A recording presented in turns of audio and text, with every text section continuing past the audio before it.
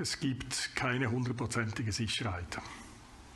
Sicherheit ist dementsprechend auch nichts Statisches, es ist etwas sehr Dynamisches, es ist ein kontinuierlicher Prozess.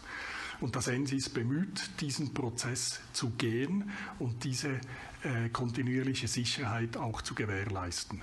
Und dazu gibt es verschiedenste Instrumente und eines davon ist eben, dass man sich von extern, also von der internationalen Gemeinschaft sozusagen, überprüfen lässt, gemessen an den internationalen Standards. Und das ist Erfolg jetzt die letzten 2 Wochen und das ENSI hat gute Noten erhalten. Wir haben die gute Note erhalten, dass wir eine fortschrittliche, eine stabile und unabhängige Aufsichtsbehörde sind. Speziell gute Noten haben wir erhalten für unser Aufsichtssystem, für unsere Aufsichtskultur, aber auch dafür, dass wir Nachrüstungsforderungen zur Erhöhung der nuklearen Sicherheit in der Schweiz jeweils in den letzten Jahren auch gestellt haben.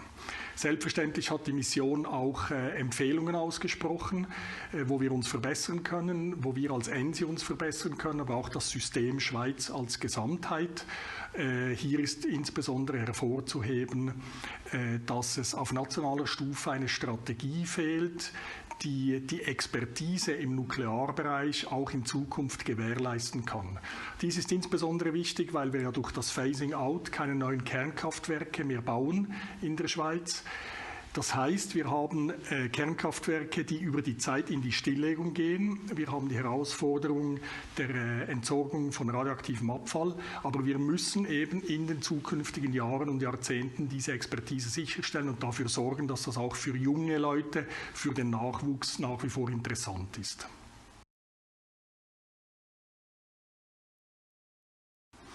Also wir warten jetzt natürlich auf den endredigierten Bericht. Wir werden diesen Bericht dann publizieren auf unserer Webseite und wir werden selbstverständlich die Maßnahmen oder die Empfehlungen, die dieser Bericht auflistet, die werden wir umsetzen in den nächsten Jahren. Diejenigen, die uns selber betreffen, das können wir alleine tun und die Empfehlungen, die nicht nur uns, sondern auch unsere Partner aus den Behörden betreffen, die werden wir mit denen zusammen umsetzen. Wir werden die IAEA einladen zu einer Überprüfungsmission in rund 4 bis 5 Jahren, sodass sich das IRRS-Team quasi vor Ort überzeugen kann, dass wir ihre Empfehlungen ernst nehmen und wie wir diese Empfehlungen umsetzen.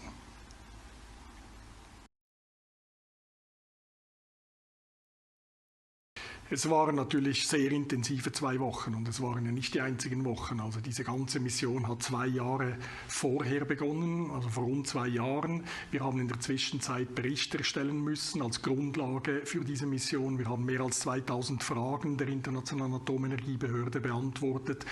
Also das Engagement hat schon lange vor dieser Mission, vor der eigentlichen Mission begonnen. Und diese 2 Wochen waren natürlich ebenfalls sehr intensiv. Aber ich kann sagen, dieser Aufwand, der hat sich gelohnt, der hat sich mehr als gelohnt. Es ist so, Sicherheit ist nicht 100%ig, es wird nie so sein. Sicherheit ist ein kontinuierlicher Prozess und wir wollen diesen Prozess eben auch beschreiten. Und ein wichtiges Instrument sind diese internationalen Überprüfungen und dieser Aufwand hat sich sehr gelohnt. Und ich möchte in diesem Zusammenhang wirklich allen Beteiligten Danke sagen. Selbstverständlich dem IRS-Team, das im Auftrag der IAEA, der Internationalen Atomenergiebehörde, diese Mission geleitet hat. Diese Experten aus rund 15 Ländern, die mussten sich entsprechend auch vorbereiten. Die mussten ja auch hierher kommen, haben diese 2 Wochen sehr intensiv gearbeitet. Aber bedanken möchte ich mich natürlich auch bei den Mitarbeiterinnen und Mitarbeitern im ENSI. Das war eine lange Zeit. Sie haben mit großem Engagement diese Mission vorbereitet und mit sehr großer Kompetenz diese Mission auch zu einem erfolgreichen Ende geführt.